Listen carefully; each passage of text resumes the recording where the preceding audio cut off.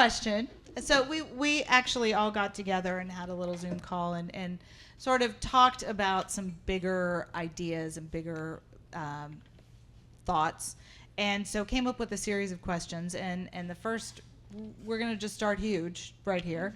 And what makes a world-class design city? And I'm going to start with Megan, who had an interesting comment. And I love this, and then we'll pass around and have each of you jump in.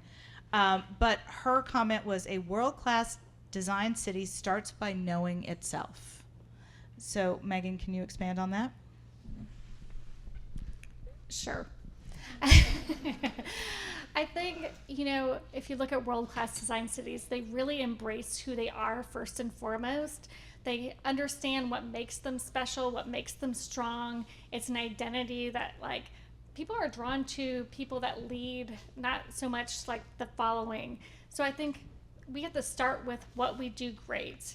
And then we have to move from there and be like, but there's other voices in the world. There's a global voice, but that voice has to be kind of filtered through to us, where we can take what they're saying but make it our identity too. So I think to make us global, we have to be open to a lot of conversations. We have to listen to a lot of voices and be inclusive of new ideas, but then also see how those are very site specific and Austin specific to us, so that we're not changing who we are along that path, but it's helping make our city stronger and resonate more. So it has to be a combination of those things. We don't want to be completely changed by new ideas in a way that's not us. We have to be able to let us and the new ideas be empowered to make something bigger. Yeah, I'll add something to it. The thought about being like the leader in the conversation or something along those lines that you mentioned makes me think of South by Southwest, and this came up in our Zoom call too, but not just looking up to other cities, but having other cities look up to your city as the future design city.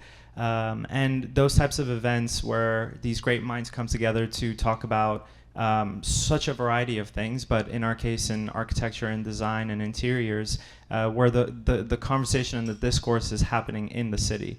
And I think Austin does do a great job of that, and I think it's a very important point. Yeah, absolutely. I mean, I think what Megan said about having a point of view and a sense of self is so critical, and you kind of touched on it, Anita. I think, particularly for me, I've been here, I'm not a native Austinite, although I'm raising 3 of them. You get a little bit protective of this city and how we are different, and we're this little microcosm politically and sometimes in personality and expression that is really unique in Texas, and like we talked about, the world is watching us. But I think my greatest fear is that we become an and also, and that's just really not integral to who we are, I think, as a community of creators, of entrepreneurs, of out-of-the-box thinkers, of taking a different approach. I hate to say the word weird, but it is true that the quirk and the unabashed sense of this is who we are, and I hope we stay unapologetic in that. And it's how I feel about, I hope that filter comes through in everything we do in our work. I was joking about how we don't really get hired that much for Houston and Dallas. And I don't mean to offend anybody, but we are talking about Austin, and that I'm kind of proud of that. I mean, that's where we do a lot of projects across the country, but there's a really unique sense of place and expression here in Austin. So whether it's marketplace, creating marketplace, or housing, affordability, sustainability, all of those things, I hope that we, in creating hopefully a really legendary design city, that we do it from our point of view and not just an and two. How do I add on to that? That was really good. I love the idea of having kind of a filter of those influences. I was just kind of thinking as Megan was talking, and I've been thinking also, we talk often about the old Austin versus new Austin. It's such a conflict. I grew up, my mom is so old Austin, you guys. I can't tell you how many places I've had to boycott throughout my life. The first time I went to Schlitterbahn, I don't think I even told her that I went still. It was about 20 years ago, because we used to camp there. Yeah, not that I was never allowed to go to the Cheesecake Factory because it took over the old Arbor Theater. And none of those places cared whether or not I went. That had no difference on their presence. And that's kind of, I think, the collaboration and kind of welcoming and filtering and kind of guiding those influences as they come in is really huge. I think collaboration is going to be a really big part of it. That's Also, something we heard a lot Yeah. that was very much a theme, is collaboration and how collaborative Austin really is compared to a lot of other cities. The fact that you're all here, the fact that, you can reach out and say, hey, does anybody know a wallpaper hanger, David? And, that is something special about Austin. Mm-hmm.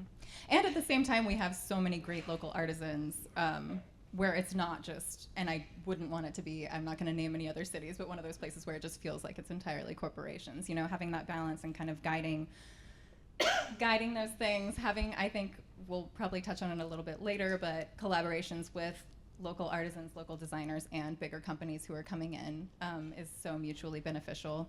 But in terms of just general being a design city, I think I want to give so much credit to Anita and the marketplace. I think having a design center is so huge. Yeah, and this has been so greatly needed. Now a lot of pressure, probably.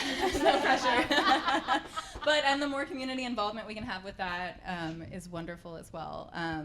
I love that we have South by, and I think that's such a great point about us being a leader in that sense, because having those spaces where we are leading, because again, being the Texas editor for Lux, I talk to a lot of the other editors throughout the regions and the national editors for the country, and everyone wants to know what's going on in Austin. Everyone's excited to hear about what designs are coming up, what new designers are happening, what events are happening. And so I do think we have that leader capability, and I would love to see more of an event. We used to have a design week, which was wonderful. Well, that's one of the things I wanted to bring up. Yeah. So Lara is throwing it out there. Somebody needs to pick up Austin Design Week, and I'm kind of busy. So somebody out there. Well, I think a lot has been said that I agree with, and I won't tread that ground again. But I think maybe the one thing that we've started to kind of allude to that maybe we haven't talked enough about is once a quirky, creative, fashion-forward, like just outside of the box city starts to emerge, for it to become a world-class design city, infrastructure needs to follow. And very intentional infrastructure. That doesn't mean it needs to be corporate, but it needs to be planned and it needs to be thought out intentionally. And what you're doing here, I think, is the beginning of that for a lot of what we're looking for and hoping to see happen in Austin, because I see the same things with our clients all over and our offices in various spaces, that the world is watching, and the world is very curious about what Austin is up to. And to be able to keep this momentum is going, I think, to require infrastructure. I think both products, which is my wheelhouse, but also, and I think we'll get to this later, but education, just general support, more.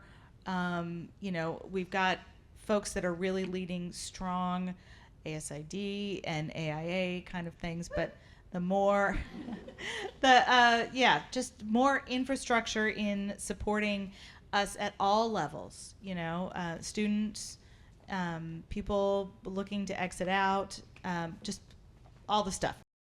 Okay.